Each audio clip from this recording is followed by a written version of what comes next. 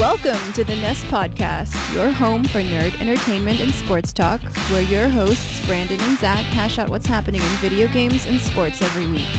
Enjoy the show!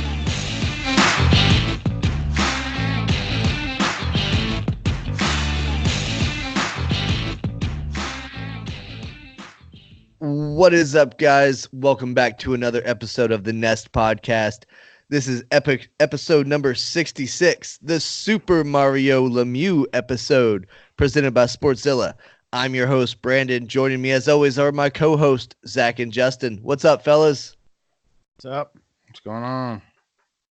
Guys, we have some good news in college football, leading off with Alabama going down. That's right. We're not Alabama fans. None of us are. We don't really particularly care what happens with Alabama, but when they lose, we celebrate. Yep. I knew it was going to happen. Remember, I wasn't on this past week, but the week before when we did the trick or treat, remember I brought up LSU? And I said they will beat Alabama this year. Oh, yeah. I mean, we were both talking about it, especially with Tua coming back off of an injury. Mm-hmm. We said that playing LSU is a tough one to come back on. Mm-hmm. And boy, were we right. But Joe Burrow really stole the show. He's the one that really looked outstanding in that game. Yeah, he looked great. So Zach posted on Sportzilla something about should LSU be number one since they beat Bama. I think they should have been number one going into that game against Bama. I don't think Ohio State should have been there. And them trouncing, what was it, Maryland? Yep. Yeah, that shit didn't impress me either. So Ohio State, yeah, you need to move on back to number two because the real number one is down in the Bayou. Absolutely. And yep. I think at least for me, Burrow came out of nowhere. Yeah, for me too. He wasn't really talked about. Going into the season, it was, tank for Tua, and then it was the whole, Trevor Lawrence is coming along next year. Let's get him. And Burrow was a relatively, quiet. I'm not going to say unknown, but he was quiet. Yeah. And now everybody wants a piece of his shit. Yeah, and especially if this injury for Tua kind of lingers, and I think it did. If you remember that first drive when they were real close to the end zone and he fumbled there at the end, he looked squirrely on his leg. Yeah, I mean he didn't look like the Tua that we have come to know or come to expect whenever you watch an Alabama game, but. LSU moving on, I think they have to be the number one team. We'll know by the time this podcast releases really who definitively is the number one. But I think they have to be, and they have it. The path to the championship goes through LSU. Yeah. The way I see it is LSU, Bama don't play each other, right? In the SEC championship game because they're both in the West. Mm-hmm. So Ohio State's going to have to play either LSU or Bama in the first round of the playoffs. So that shit's going to end quickly. It doesn't matter. They can, at this point, rankings don't matter as long as you get in that top four, which I feel that even though if LSU would have lost, I feel they would still be in the top four. As long as they don't, as long as they didn't blow it and lose the SEC title game. But at this point, they can lose that. And I believe that Bama and LSU are automatically in. Just based off of strength of schedule.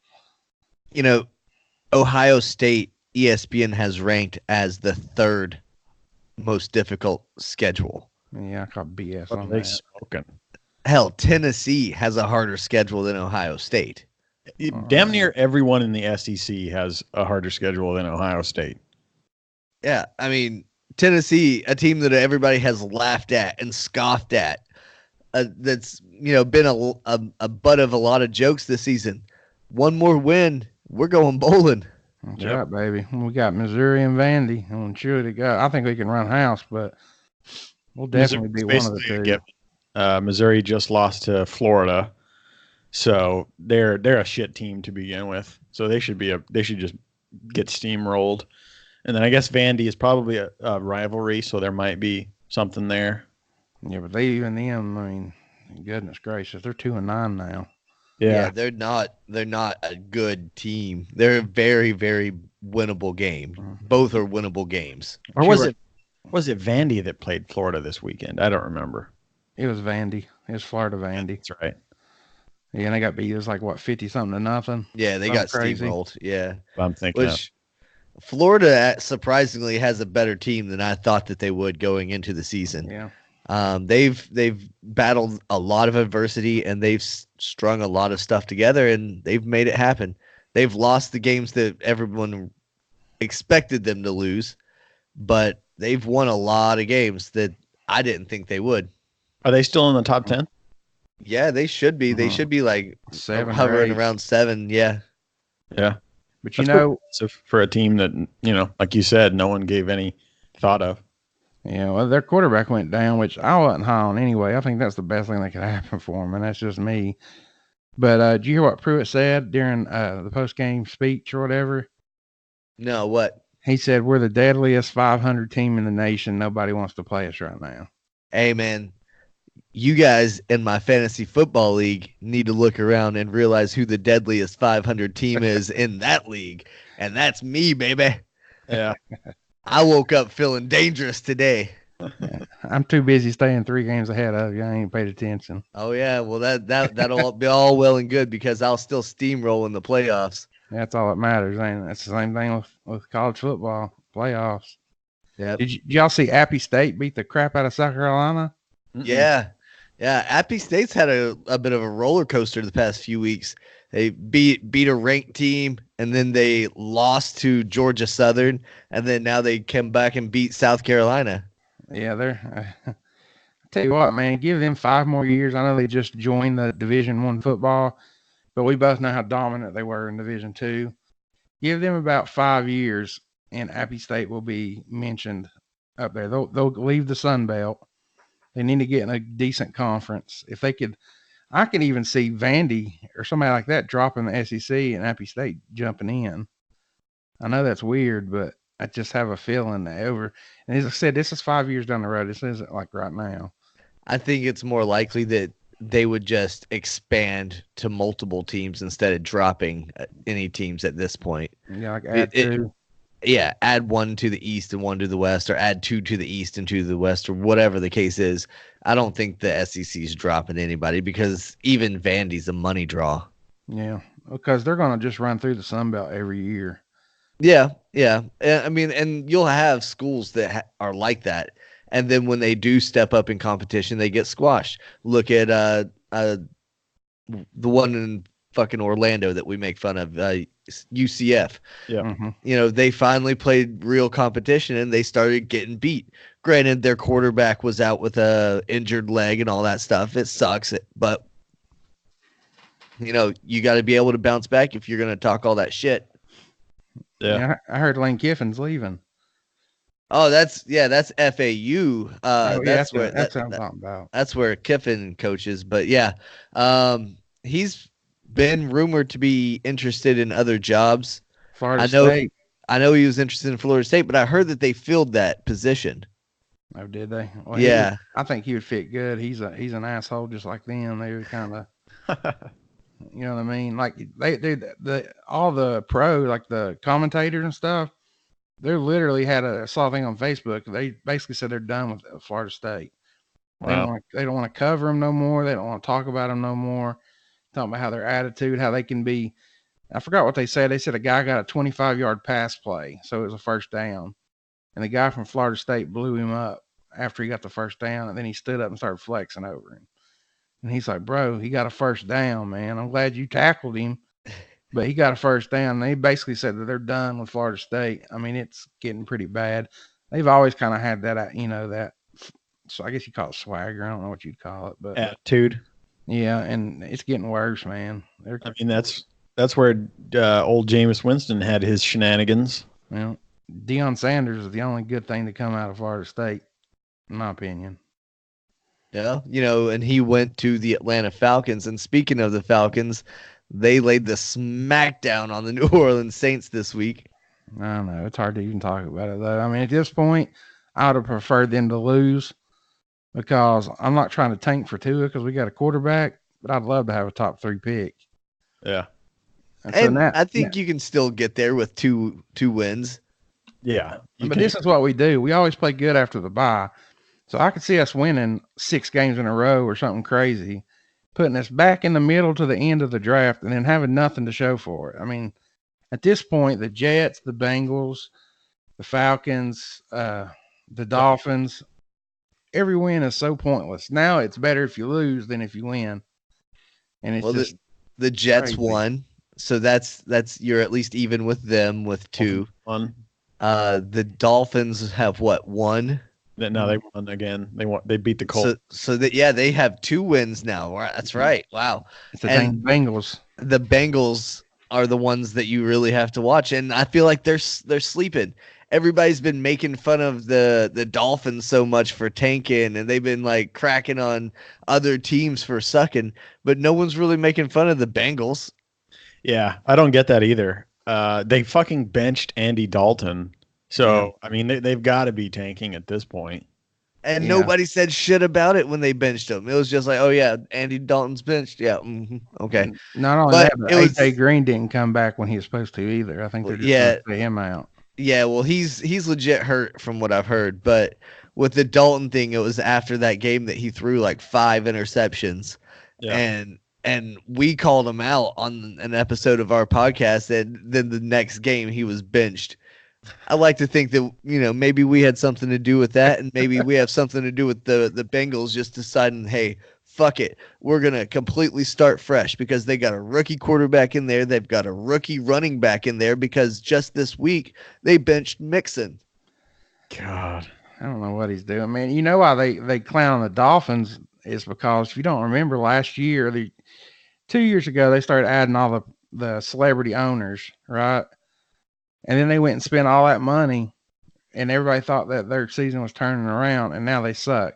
The Bengals did the opposite. They just didn't give a shit, didn't spend no money, so nobody gives a shit about them. But the Dolphins at least blew a wad of money to try to get better, and it backfired on them. So, the Bengals just, if they literally, honest to God, if next year you turn on the TV and you never saw the Bengals again, I doubt many people would be like, hey, where the hell are the Bengals? Like, they would just be gone and nobody give a shit.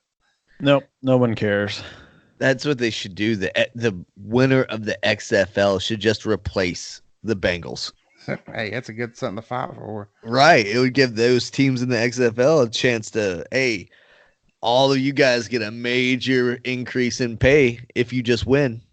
What do they call that in the Premier League where teams drop in and come in?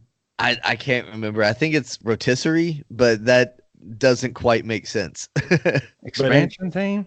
No, it's where there's a whole shitload of leagues in European football that are lesser than the Premier League. And if a Premier League team sucks bad enough, they get kicked out and another team replaces them, and they kind of cycle. That shit. Yeah, the best of the lower ranks gets promoted up to the Premier League.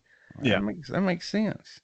So it keeps the Premier League the most competitive. Yeah, I think it's a great idea. Granted, there's not enough leagues in the U.S. to do that with football, but if the XFL catches on and stays around, then they could definitely do that. I don't know if the NFL will be game, but I'd love to see that. It would really put a damper on teams trying to tank for a certain draft pick. Yeah, get competitive. Yeah, right now there's no penalty; it's only reward if you tank. Yeah, absolutely. And you got teams that are tanking on purpose, seemingly, and then you've got teams that are just sucking, like the Browns. Not with a W though. They did come out with a W, but boy, is it ugly. Yeah, it's not good football. It's, oh hey, we weren't as bad as the other team. Right. At one point, they were 0 for 8 in the red zone on one drive. They got a penalty. They gave them an automatic first down, and they still couldn't score. That's sad.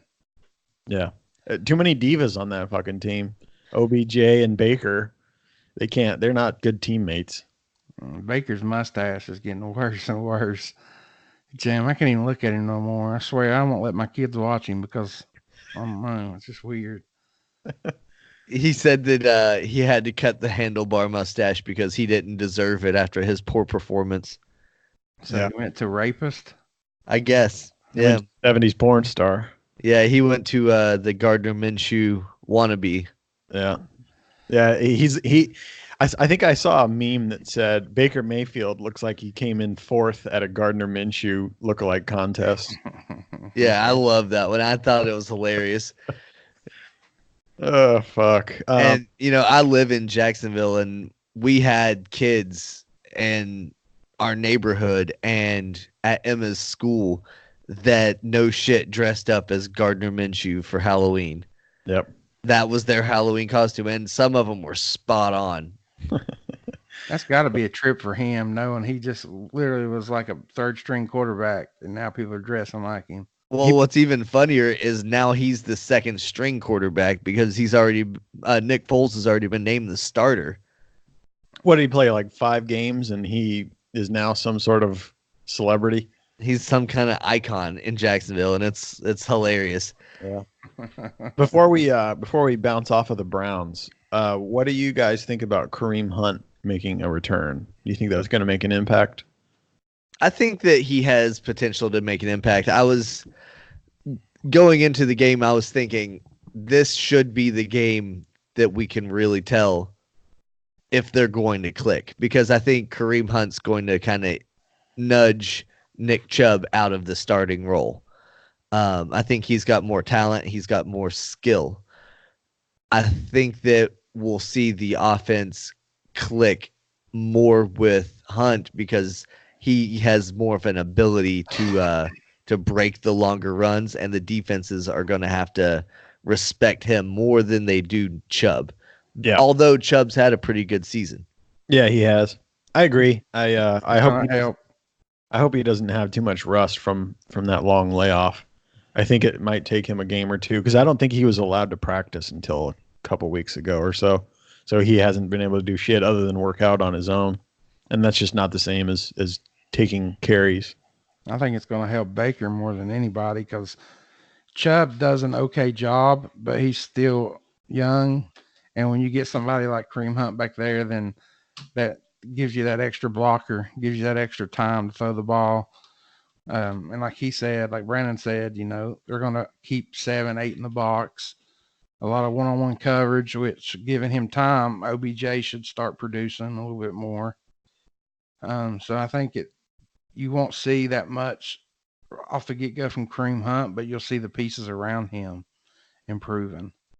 Yeah, I mean, if this Browns team doesn't get it going, I don't know what to do. They have plenty of offensive weapons minus a good O-line, but I don't know. And at this point, do you blame all the personalities or do you blame the coach or both? Yeah, probably both. I blame the owner. He sucks.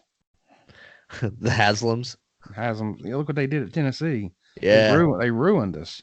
that's very true. We've ranted about this whole deal before. Oh, when they were the coaches, I mean, you sit there and watch the damn train wreck at Tennessee, and then everybody's like, "Oh, the Haslams, bro." The Haslams have won like 6 games in 5 years. They ain't worth a shit. Yeah, they go after the wrong stuff. They just got money, and unfortunately, if you got the money and you own the team, you can do whatever the hell you want. It don't really matter. Yeah. Well, switching back into the Browns, I want to get back on top. The AFC North, where the Browns play, that's already going to be a very competitive division this year. So they have an outside shot of even making the playoffs, do the Browns. It's going to be tough for them because the Ravens are a juggernaut this year. Absolutely. Yeah, they're going to run away with that division. Dude, Lamar is absolutely sick. And that run, I don't know if y'all saw it. Oh, the spin move, the 50-yard spin move. Cool. Dude, that was nasty. Yeah, I was watching along, and the commentators kept saying, "That's a highlight you'll see for decades to come. This is a play you're going to see for years to come." And it's true. This is one of his defining highlights. This is his, jump from the foul line dunk. That is his moment right there. Yeah, this is an absolute breakout season for him. Did you see that thing on Facebook where they compared him to all the other quarterbacks for the first 16 games? Is better than all of them. He's got a better passer rating than Tom Brady through 16. He had more rushing yards than Michael Vick through 16. And basically they had like every top quarterback, and he's beat every one of their stats. Fuck. That's yeah. cool. I loved the play where they had their 3 Heisman winners in the backfield. That was cool. Yeah, they're calling that the Heisman formation. They've got Lamar Jackson, obviously. They got RG3, and they've got Ingram. Yep. And obviously, it's a very strong run pass option offense that they can run, especially if they start implementing that a lot more. Because you could flip that back to RG3, and he could throw a pass. Mm-hmm. Yeah, for sure. He could throw a pass back across to Ingram, who could then take up off the opposite side of the field. Like when they beat the Patriots, I told you guys it was a very gimmicky run offense that they employed. And the way that they are utilizing multiple quarterbacks that can also run and things like that, they're going to be able to steamroll. It's like Godzilla knocking over Tokyo. Yeah, they've got quarterbacks that are also running backs. It's fucking nuts. It's insane. The 3-headed monster that they have is killer, and the NFL better be scared. Yeah, and Hollywood Brown is a young, talented kid who's doing well too. And he's speedster. Yeah. Yep. Look for them in the Super Bowl this year. It could happen. I could see a scenario where they go into Foxborough and win again in the playoffs. Yeah. Or if the Patriots don't get it together after their bye week, the Ravens might not lose again, so they would have home field advantage. They're only down 1 game. Yep. That's crazy. And they have that tiebreaker. Yeah, that's wild. You know, the Baltimore Ravens used to be a defensive juggernaut back when Ed Reed and Ray Lewis and all them were on the squad. Yep. Now they've got one of the best offenses in the league. Yeah. Pretty crazy. You know what's crazier is the 49ers are still 8-0. I think that ends this week. You know, obviously we record before Monday Night Football. I think the Seahawks are going to win. I think Russell Wilson's just another one of those quarterbacks that's just out of his mind right now. He's got a lot of weapons. I hope he and DK Metcalf keep hooking up because that only makes my fantasy team even better. You don't need it. I don't need it this week, brother. Zach and I were heads up this week, and I ended up blowing him out of the water. You know, Justin's been clowning me a little bit on the podcast about the fantasy football, but I'm telling you, you better start hearing footsteps. Yeah, you're on the come up. I feel like you and I have traded places with our fantasy teams. I have just been dog shit. Yeah, I've basically won. But whoever this San Diego armed Rodgery, he ain't even putting a lineup in. That's Freeberg. Like he's got Edelman on the bye, Ertz on the bye, and I'd still probably be beating the crap out of him even if you put him in. But man, even if you're losing, you got to at least put a roster, and that hurts the whole league. That does hurt the whole league. I mean, it's essentially a bye week whenever you play guys like that. Because if it comes down to the end and say you're tied with Zach, and Zach's playing him, and you're playing me, Zach's in for sure. Yeah, but I also have that tiebreaker over Zach now, thanks to this week. I think I've got it too, don't I, Zach? Sure you do. Rubbing salt in the wound over here. But you know, we've been seeing a lot of these prolific offenses, and Patrick Mahomes comes back. He's looking like he never fucking left. He put up 400 something yards total. I thought going in, maybe he was coming back too soon, but shit. A lot of it was yards after catch, though. He was throwing into Tyreek Hill, and Tyreek Hill was taking off or whatever. But their offense moved, but they lost. They did, yeah. Defense couldn't hold it off, I guess. Yeah, I mean, we've said it before. The Kansas City Chiefs defense is not good. Yep. Yeah. And to drive that point home, they lost to the Tennessee Titans. Ryan Tannehill. Right. Well, Derrick Henry beat the Chiefs, but but yeah, Ryan Tannehill led the Tennessee Titans offense, which, that goes to show the guy that's not good enough to play in Miami came into Tennessee and was good enough to beat the Chiefs. Yep. He's a beast. He is. He's a decent quarterback. Just the Dolphins weren't good. Right. Dolphins are, I don't know if they'll ever be good, man.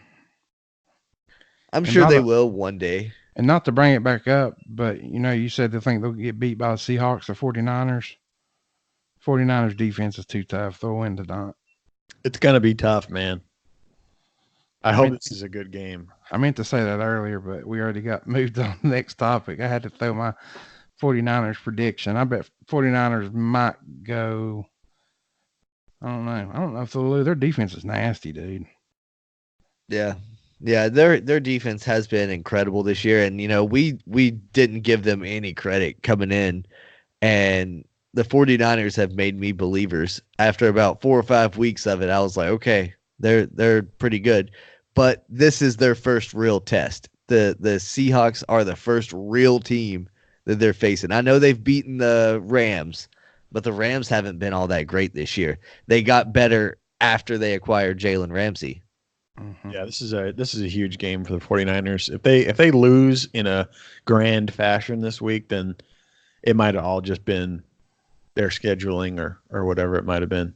Well, them and the Patriots, no offense, but they both have the two easiest schedules in the NFL. And that's why I said the Patriots were going to lose first, is because I know they had the Ravens before. The 49ers had the Seahawks, which are both of their first real test. But I still feel that they're going to pull this one out.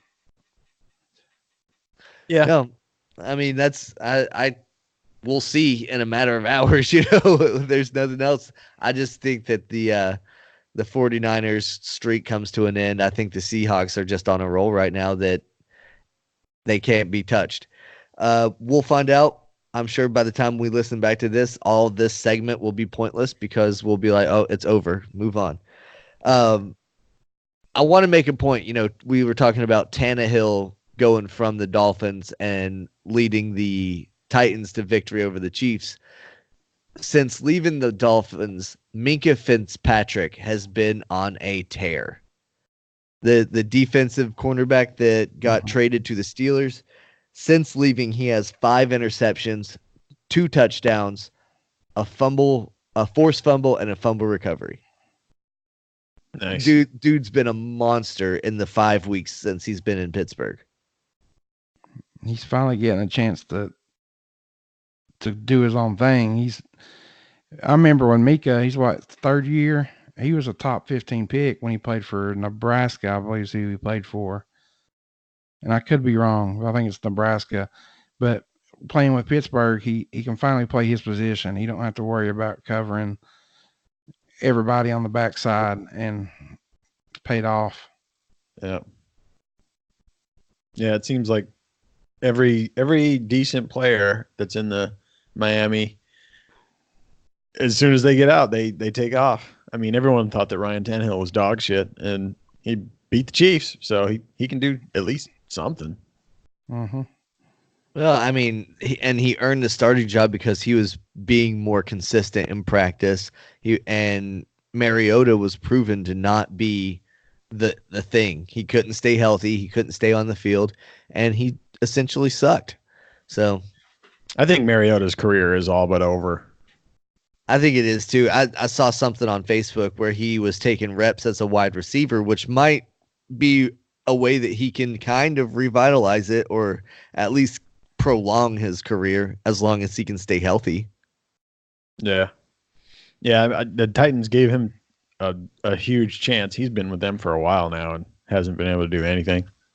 Well, they made him the face of their franchise when he was still in Oregon.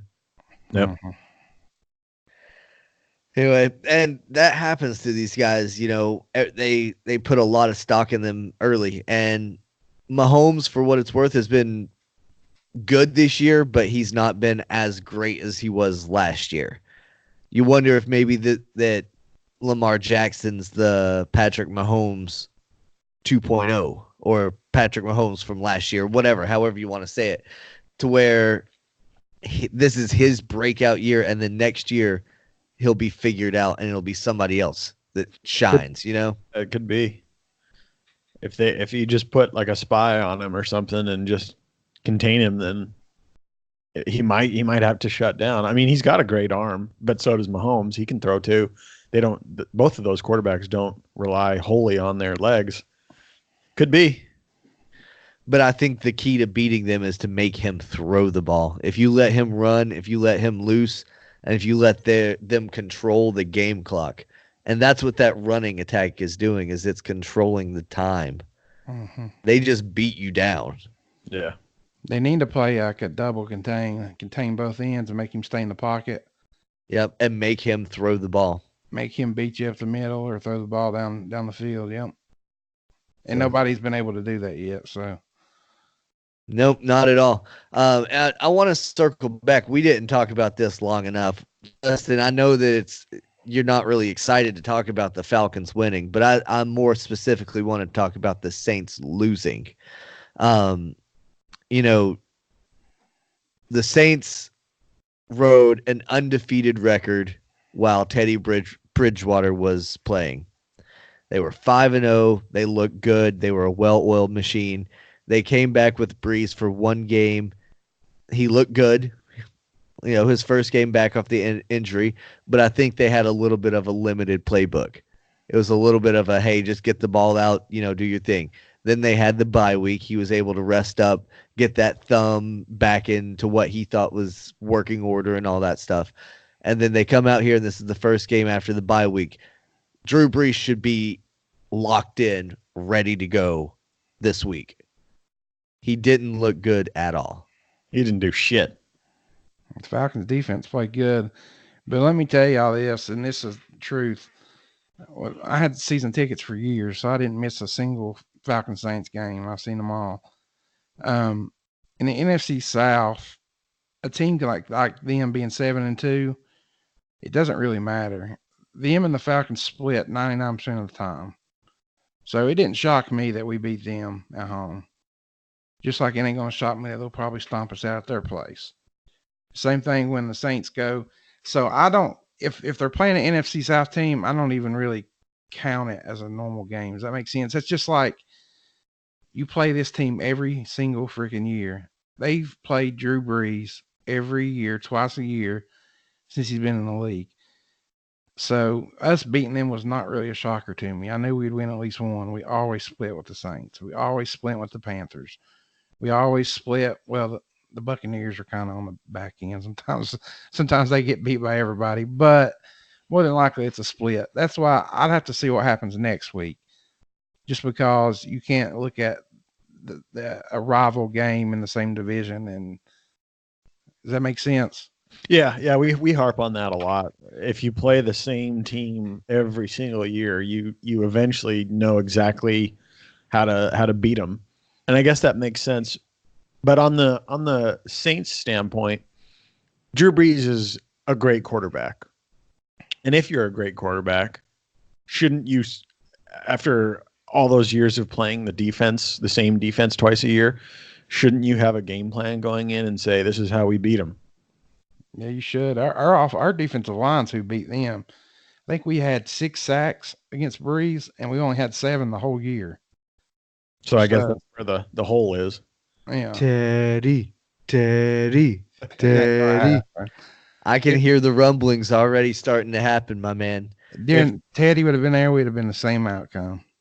If Drew Brees sucks it up again next week, then I might start chanting that. But I think I'm going to go with Justin on this one. It's a division rival. They play them all the time, and the Falcons just got them, much like the Dolphins can get the Patriots every now and then.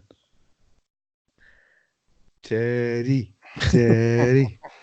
Hey, Michael Thomas is on pace to beat Marvin Harrison's single season receiving record yard.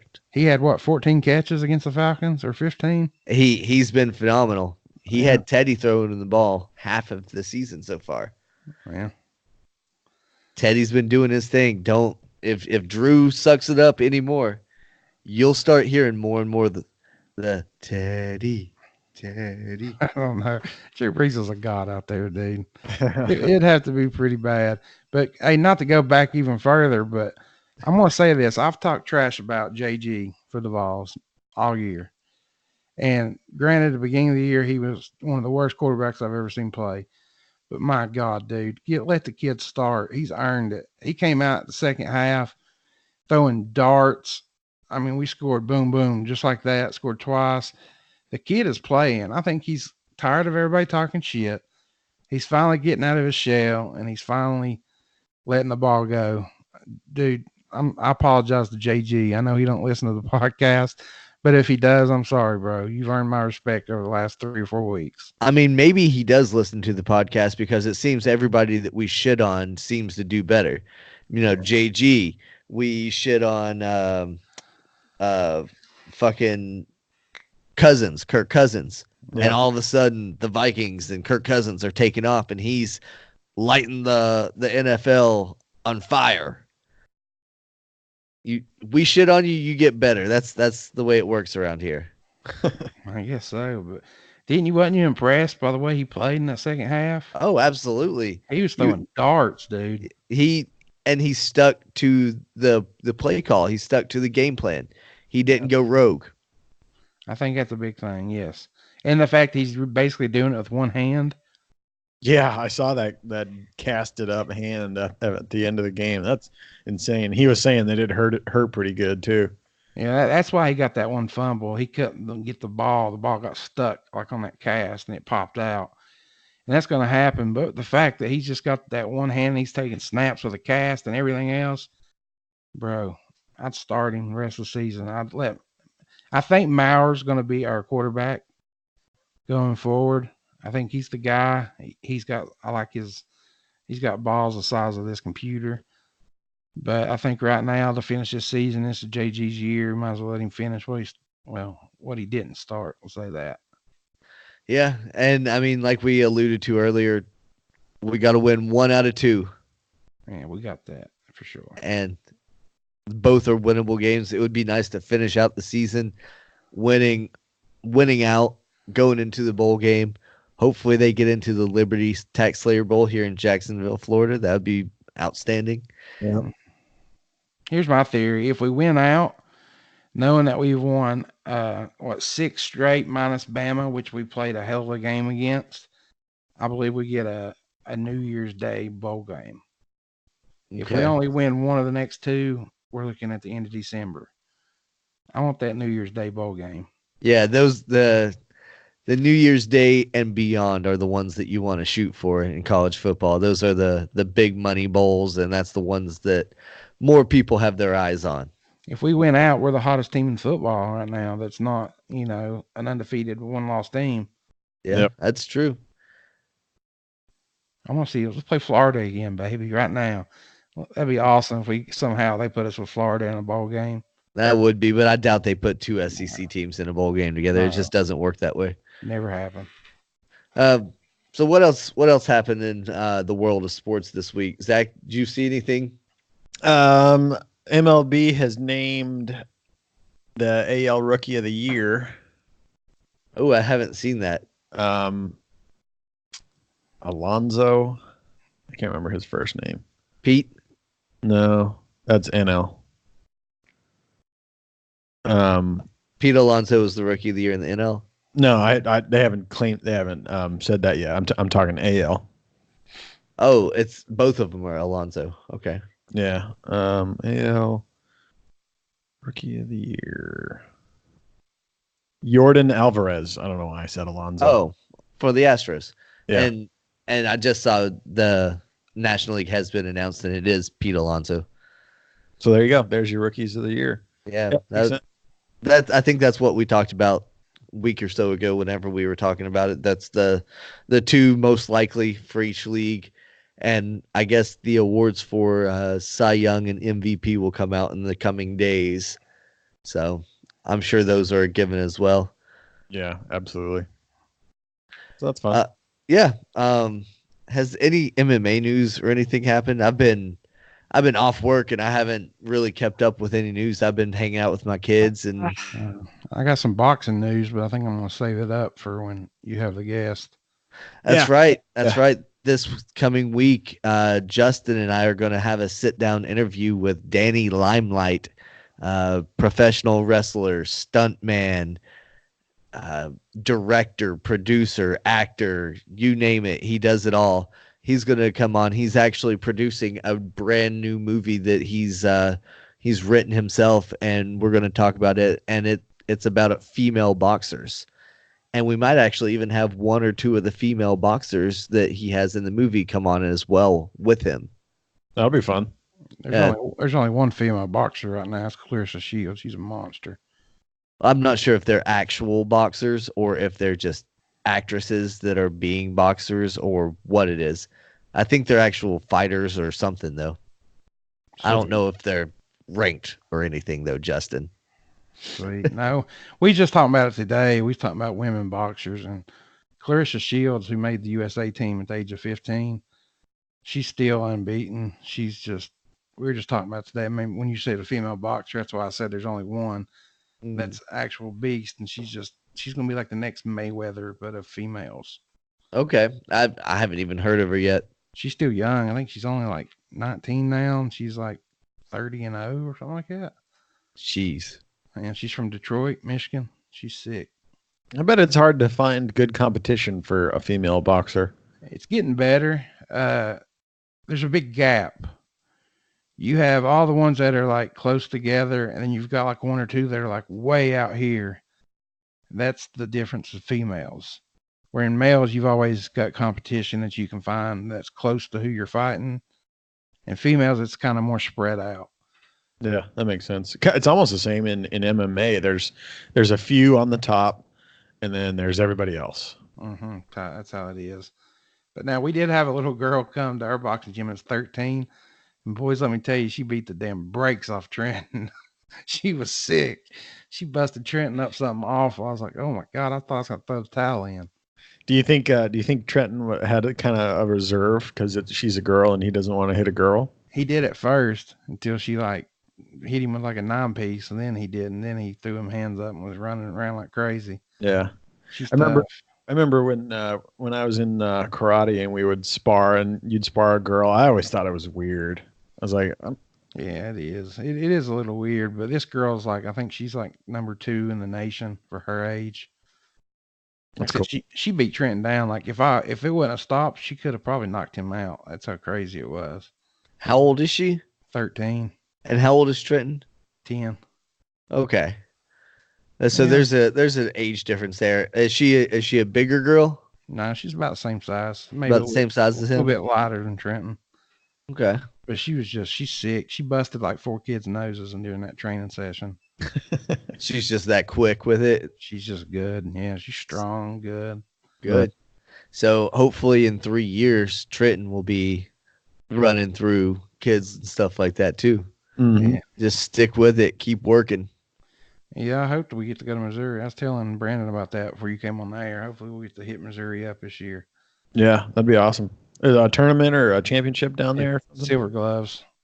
Nice. He'll probably win regionals, which is in Chattanooga. And then after that, we fight in Arkansas January 4th. And then if we win in Arkansas, the championship used to be in St. Louis every year.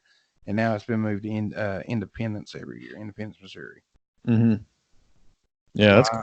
I don't know why, but it is. Who the fuck knows? You figure it'd be like out in like California or West, you know what I mean? Like somewhere West Coast. Maybe that's centrally located for all the East Coast and all the East and West Coast to kind of meet in Missouri. Yeah, could be. I mean, because I'm sure a lot of like New York and Philadelphia and Pittsburgh and Boston and places like that are well represented at this place, right? Oh, yeah, it'll be everybody in the world. And here's my thing. I think Trenton could make it to Missouri, but he ain't going to win it. This ain't his year. He's still a few years away. But I think it'll be good experience for him to go and at least get beat down so he knows what's out there, you know? Yeah. I know my cousin Jose Burgos went out to Missouri a few times and he won out there. Yeah, he won a Silver Gloves twice. Yeah, he was legit. He was a little badass, but he let the pussy get in the way. He's been trying to come. Well, he says he's going to come back and he don't show up. And then he tried to go to Chattanooga and Andy, the guy over there, didn't have room for him because he's wanting to stay and stuff like that. Mm-hmm. And I wish he would take it serious because he's a 3-time national champ, 2-time Silver Glove champ. He just saw as a kid. I mean, the kid is obviously talented, and he, like you said, he just let it go. Yeah, he could have really been someone in this world. He He still probably could. Yeah, He's young. How old is he? Like 23? something like that. It's 23, 24. Yeah, he's still young. He's still got his whole career ahead of him. I do hope that he pulls his head out of his ass. And I know with guys like you around, he would at least have somebody that cared about him in He the come gym. back for like a month, and then he just kind of vanished again. Yeah, it sucks. Oh well. For MMA news, I do have a couple rumors. Uh-oh. We love rumors. First, the more promising rumor. Darren Till on Twitter called out Yoel Romero, and that would be one hell of a fucking fight because Yoel Romero looks like he is some sort of cyborg created by the military. And that would be a huge test for Darren Till's second fight at middleweight. Do you know what Yoel is ranked? He's up there for sure. He's at least top 5. I think he lost recently. I know Till should be somewhere around the 5 because he beat number 4. Did he? When he beat Gastelum. Yeah, Gastelum. So that would be great. Yeah, it's hard to say. It's all up to the powers that be to set that up. But the fans would love that one. That would be a hell of a brawl. And then the other piece is Nate Diaz is allegedly taking a break from fighting. I think he did an interview with Ariel Helwani and just said he's going to step away for a while. So the whole run it right back with Jorge Masvidal is all but out the window. And I think that's a pretty good move for Nate Diaz because if he doesn't take the fight to the ground, he's just going to get beat up again. Yeah, and to Wallow from Locker Room Talk, to his point, he said that he didn't think that was going to happen right back anyway because he thinks they're going to move forward putting Masvidal in a bigger money fight. He's riding a hot streak, and they want to capitalize off of him right now. Yeah, and I don't blame him. I think it was wise to give Nate a shot. He's a huge draw. He's got a giant fan base. He didn't really come up, even though it wasn't a judge's decision or it wasn't a knockout. He still lost, no matter what that doctor said. He still had to finish him. Yeah, he didn't have to. It was him. It was Jorge's fight anyway. And I think it's a very smart move for them to start pushing Jorge because, I mean, that motherfucker is a killer and he's proven it now. So if he should probably fight a contender next and then the championship after that. You know what made me mad about him, though, is he said that he wanted to now fight Canelo to make it even for the MMA boxing thing after Conor got beat by Mayweather. First of all, Canelo would kill Mayweather right now. He's in his prime. He just knocked dude through the ropes just the other day. They're now so tired of this MMA shit trying to think they can come in a boxing ring and fight. It's not the same sport. I think they're just trying to get big money fights, man. Now, Jorge will get his damn face knocked in by Canelo within 3 rounds. Yeah, it's not good. I don't advise any MMA fighter to go toe-to-toe with a boxer with pure boxing. Like, they haven't. It's vice versa, too. Right. The boxer in that aspect has a huge advantage. Like you have to basically put away 50, 75% of your weapons as an Mhm. MMA fighter, and you step into their world. It's not advisable. But guys are trying to do it for that big payday. It is a big payday, but just like I wouldn't suggest any boxer to go in an MMA ring. Yeah. That's stupid because yeah, you can punch, but when it goes to the ground, it's over. Yep. One leg kick and you're fucked. That's it. Yeah, it's not the same sport. That's like I said it a while ago. That's like a hockey player that can check somebody really hard thinking they can play in the NFL. Right. It's just stupid. It's silly. And as soon as I heard it come out of his mouth, like I had a little bit of hatred for him. Yeah, that's just the thing nowadays is you build this persona and you build a brand, if you will, and try to make money off of it for as long as you can. It'll make money. It'll be millions. It'll be like that McGregor Mayweather fight. Yep, that's Conor McGregor kind of set that tone, and that's what all the guys are doing now. I mean, Colby Covington, he's riding that heel train that he's created. You know, you mentioned Connor, and we were talking about Jorge to kick it all off. Jorge didn't really get dinged up too much in the Diaz fight. I could see him having another fight relatively soon. There's a big one coming up at the beginning of the year with Tony and Habib. Mhm. That might be a good card to slide in a Jorge Masvidal versus that number one contender fight. That is the co-main on that bitch. Holy fuck. Yep. That'd be awesome. I don't know if they've already made a co-main or anything for it. I don't have the card pulled up. They could always slide him in.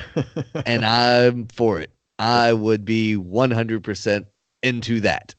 Mhm. Yeah, that'd be amazing. Oh, anyway, you guys got anything else that you want to cover tonight? No, that's good. Yeah, I'm out of shit to talk about. I'm ready to go watch Monday Night Football and see the Seahawks beat the 49ers, give them that first L. Ain't gonna happen. Let's hope.